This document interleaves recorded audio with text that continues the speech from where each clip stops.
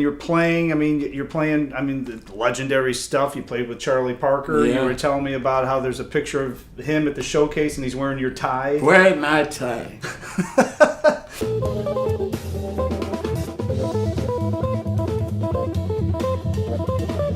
Hey everybody, it's Mike Jeffers, ChicagoJazz.com, and welcome to Talkin' Jazz. I am here with the legend, George Freeman. We are here at the Southport Studios, Joni Pilato and Sparrow's incredible space here, and George is recording his fourth album on Southport Records called George the Bomb, and he's featuring not only George Freeman, but Joni Pilato, Sparrow, John Devlin, Louise Everling, and featuring Billy Branch, the legendary harmonica player, bluesman from Chicago. So we stopped by here because I wanted to catch up with George. We haven't seen him since he was on the cover of the magazine a couple of years ago. Do a little bit of a Q&A with George about the new recording. That's right. That's right. Did you forget you were on the cover? Yeah. Do a little Q&A with George, find out about the new recording, and find out it's kind of like an interesting combination, right? Because you've always been doing a lot of jazz recording. Obviously, everybody knows you for playing jazz, bebop. You played with Charlie Parker back in the day, played with everybody in between, obviously the Freeman family. But this new recording, you're combining forces with a legendary Chicago bluesman, Billy Branch. How did you first meet Billy? Have you known Billy for a while, or was it just, you guys played a concert, I think, at City Winery back in the spring, wasn't it? Well, thank you so much. See? It just so happened years back, that they had a blues and a jazz set together. Steve, with the Jazz Institute, he wanted to, they put something on to promote this blues set. And so I think it was Billy or Steve that said, well, how about having a jazz mixed in with the blues? Oh, okay. And so they thought of me because they knew my brother Vaughn. Knew Steve did. And so we played the set. And Billy said, George, you got to sing. I said, Billy, I don't do no singing now. I said, I just play the guitar. I'm the jazz guitar. He said, you got to sing. I said, Billy, I don't do no singing. He said, well, you got to sing here. Billy, I do not sing. So this is what happened. So we got on stage and Billy opened up the setup. And then he said, now we give you Gorgeous George. He's gonna sing for you. I said, this cat is. Puts you right on the spot, huh? It's like everybody's looking now. The place was loaded with people. And he says, and so the song that I sung, I've been singing it before, was Maybe With Your Black Drawers On.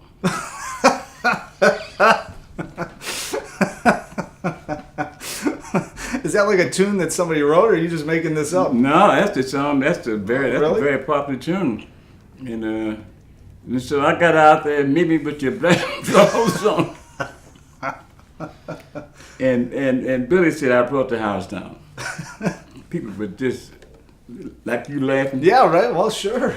They laughed the same way. So, and so it just happened that I got over like a fat rat. I said, Billy, I didn't know I could sing it like that. People taking pictures, and it was just fantastic.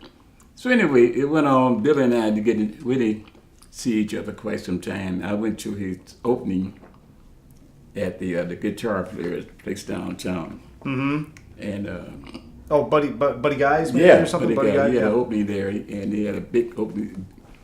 Had his name on the marquee, big. Yeah. So I went there, and so Billy called me.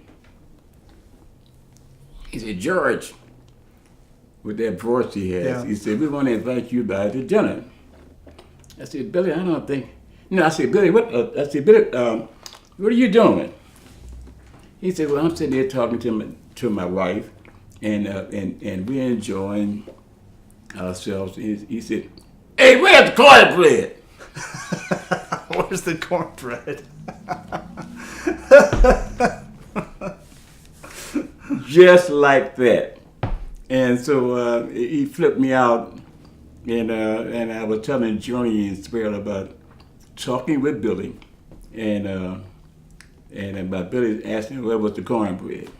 And we played a gig at the winery, I think it was. City Winery, yeah. Yeah, and Billy was on the gig, and he did quite a few things. He did something on the album that's going to be fantastic. And then Johnny wanted to record Billy along with myself. Mm-hmm.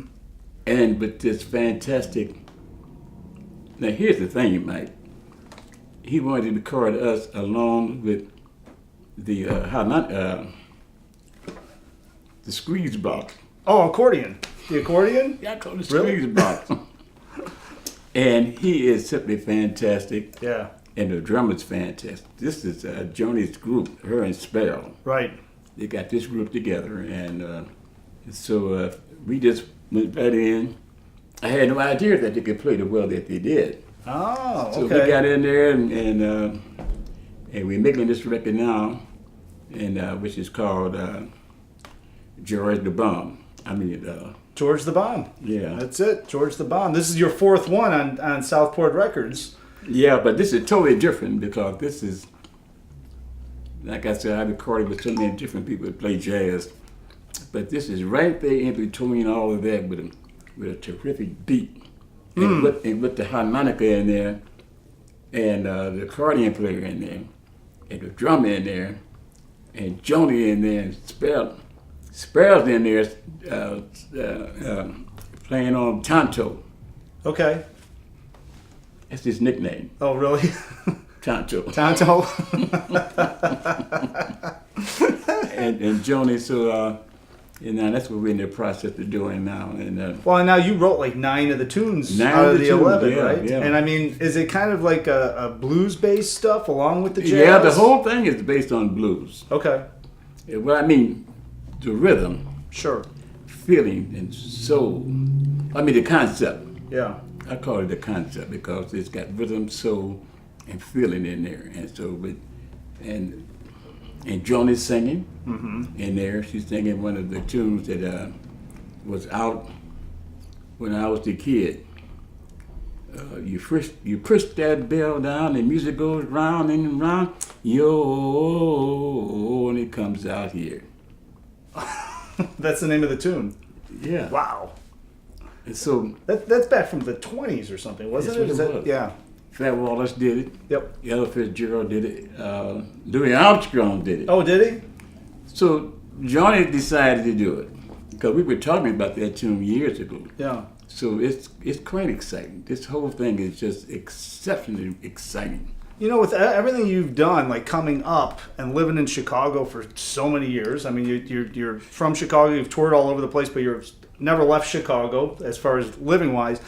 When you were coming up and you're playing, the legendary stuff. You played with Charlie Parker. Yeah. You were telling me about how there's a picture of him at the showcase and he's wearing your tie. Wearing my tie.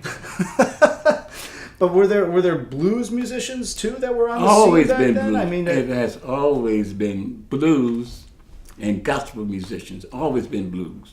Yeah. Always been blues because even in Chicago at that time, even though they were playing jazz, you had blues musicians. Like Muddy Waters and all those people. They was on a certain part of the town in Chicago. But you had jazz was so strong when I was coming up. And jazz was so interesting because it was creative. yeah. That's what got you. Creativity, that's what they had. And everybody, and then Charlie Parker, I happened to be there when Charlie Parker and Dizzy hit the scene. Because my brother, Vaughn was in the Navy. Now Vaughn was in the Navy, and because Vaughn started me out, really, Okay. seriously. But he was in the Navy, and Vaughn was going over there to fight. Huh. Yeah. So Vaughn was in the marching. Oh, he was in the band? No, he wasn't in the band. He's marching. Oh, he's like, He's marching. And Mike, he's marching. And the horn player said, Freeman, you know what you're doing? Brian said, yeah, I give you to go out there and fight. Well, that music had him going. Do, do, do, do, do, do, do, do. Freeman, he said, didn't you go to do something? He said, yeah. Did you ever watch your dad?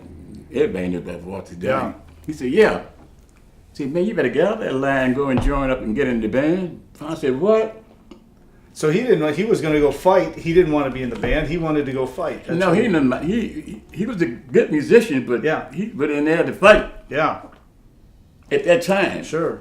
But when he told me, Freeman, you better get out of that line. Do, do, do, do, do, do, do. And listen, my oldest brother, Buzz Freeman, he was a drummer, fantastic drummer. Yeah. He was in the Tuskegee Air Force. Oh, he was. Yes, he was. Wow. And Buzz was flying a bomber. Oh, so he was like, wow. He was big time, Yeah. and he flew over the house Oh, he did. He buzzed the house. during the war days. Scared my mother to death. She said, "Oh Lord." Mike, she said, "Oh Lord." She thought that was it. It was coming in. Well, she Yeah. didn't know because there wasn't cell No, phones she then, didn't so know nobody anything knew about who him it was. flying over the Yeah. house. She Yeah. thought they was coming to get us. She said, "Oh Lord." And just then, Bruce called up and said, "Did you hear me?" He said, "That was me that flew over the house." So That's amazing. it is amazing. It's amazing. The whole And then they all moved back to Chicago after the war, right? And Yeah, then, and then yeah, that's they how all- it all kind of started And going. then it was just fantastic. The music was fantastic. The creativity was fantastic. Everything was fantastic. They had lots of fun. I'm having fun now. Yeah, well, I mean, you're still cranking out recordings and still cranking out music, and every time I look, you've got a gig happening somewhere. You know, you're doing Well, I different tell you, things. Mike, it's a pleasure to have you here. I'm so glad to be here with you. It's a pleasure. It's awesome that you continue to keep knocking out all this great music. Oh yeah, it's great. And I mean, so when you're coming up and you're playing in all the jazz clubs. I mean, back on the South Side, it was packed with clubs and ballrooms and everything, right? It was. I mean, and you used to play all of them. Yeah, it was. It And the really Freeman brothers used to play all of them, I think. Yeah, right? we played together for quite a little while, and then naturally time moves on, and it separated. I went to New York City with Johnny Griffin in '47, and got there and just at the beginning when I got to New York City, Brother and Vine they were at the surface. Oh, they were. So they were Yeah. still in there. So Griffin asked me to come and go to New York City because he was working with Lionel Hampton.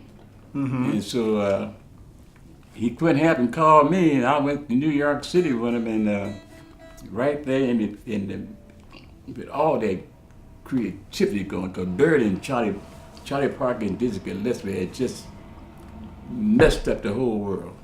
And It just happened then, right? I mean, it just hit right around that time. Yeah, around that time, that bebop hit so strong, it was amazing. It was just, it turned everything around. Everybody, the kids turned around to my bebop.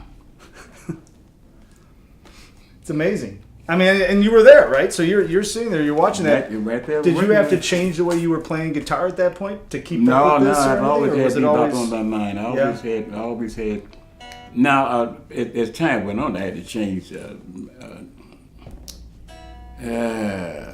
It got aggressive for the music was just going, and people started playing real fast. Then he started playing pretty. This went all through cycles, but it was still. As I said before, it had big bands during that time.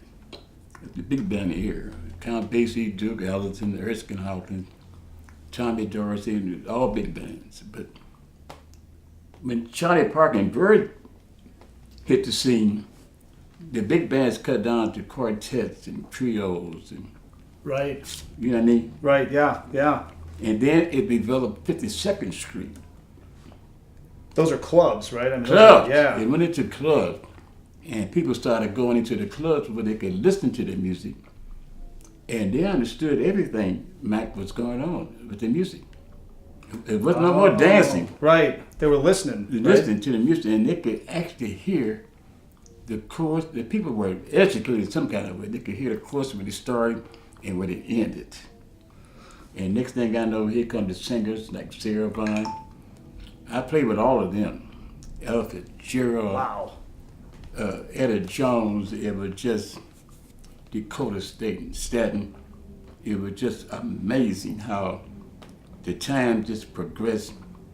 And the thing, you remember when you was a kid, that you couldn't really go outside to play baseball, whatever, roller skate, jump rope, same way it was with music. They couldn't wait to hear the musicians play their instrument because they was creative. Yeah. You never knew what they was going to Yeah. play. Yeah. That's how great it was. Well, Exciting. everything was new, right? I mean, it was all new. It was all Everything new. was new. Yeah. New as it could be, and oh my God, and everybody was just coming in from all over, coming into New York City. No job, no nothing, just come in there and be in the atmosphere Yeah. of bebop. Now this is a bebop come from the policeman hitting people on the head with his Bebop.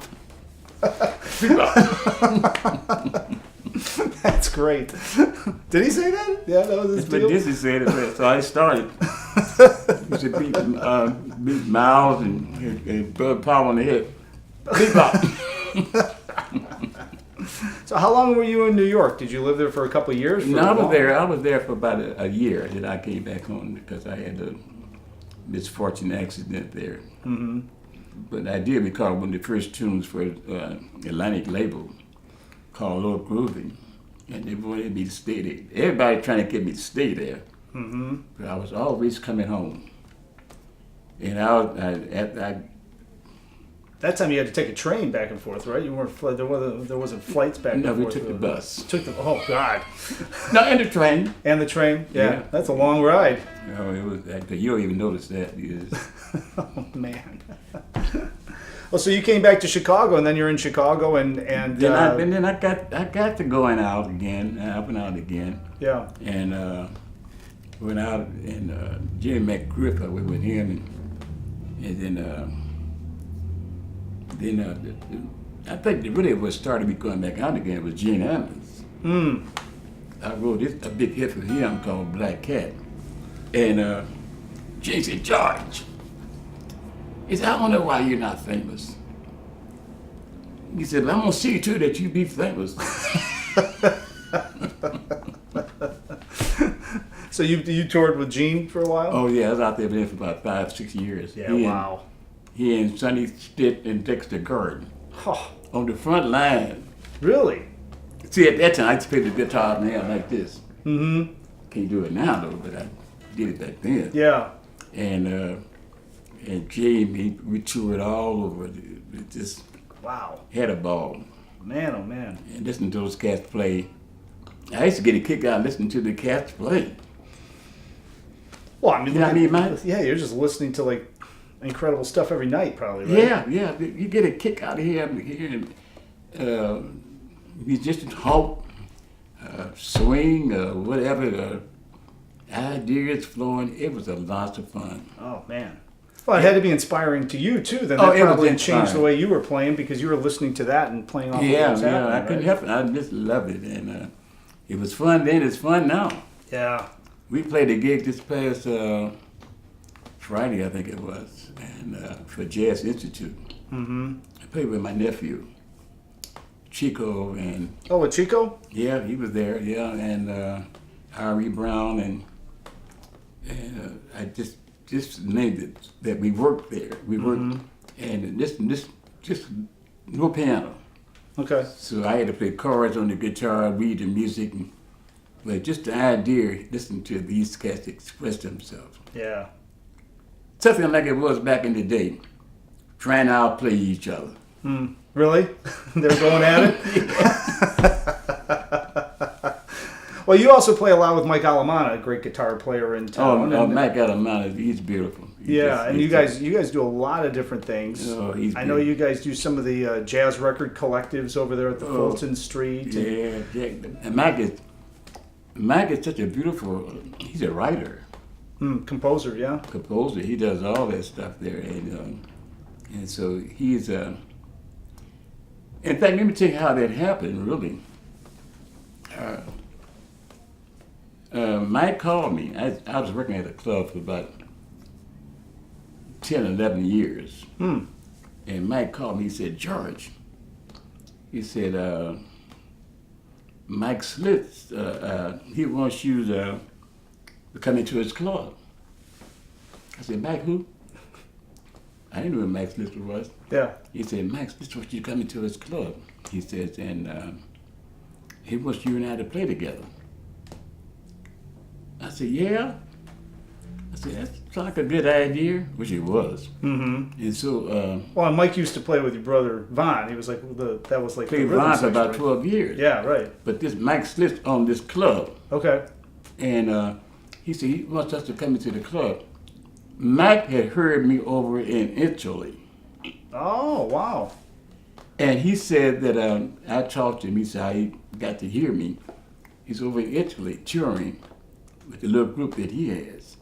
He said that he was riding in the cab, and the cab driver was playing a record with me on it.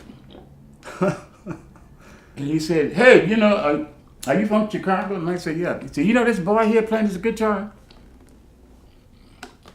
He said, well, I know his brother. He says, well, that's George Freeman. He said, I know George. Something like that, Yeah. the way Mike put it. So he got back here to Chicago and called Mike and told Mike that he wanted me to come into his club, but he wanted us to come in there together. Ah, okay. So that's how that happened. That was the first one time when you did it, and then I know that every year, it's for your birthday. Dave Gemolo always has been bringing in. David Gemolo was crazy about Vaughn. Crazy about Vaughn Freeman. Oh yeah. He was crazy about Vaughn, and Dave, because Vaughn and I played there before. Mm-hmm. And so Dave got a picture of Vaughn in the back. And so I was that you just never forget about me. Mm-hmm. And Well, he brings you in with Mike Alamana, but then you also add in Bernard Purdy, who you used to play well, with, right? yeah, Bernard Purdy and I played together with Jimmy McGriff and in New York, made a record with Jimmy McGriff and Bernard Purdy, Jimmy McGriff, and I was on there with him, and we just had a heck of a time. But Bernard Purdy has always been a fantastic drummer with the beat. Yes. Well, he's got the Purdy Shuffle, man. He's got like legendary grooves named after him because of that. Somebody told me he played with what's the girl that just died? What's her name? Aretha Franklin. Oh yeah, sure. He played with Steely Dan too. All them people like Yeah. that.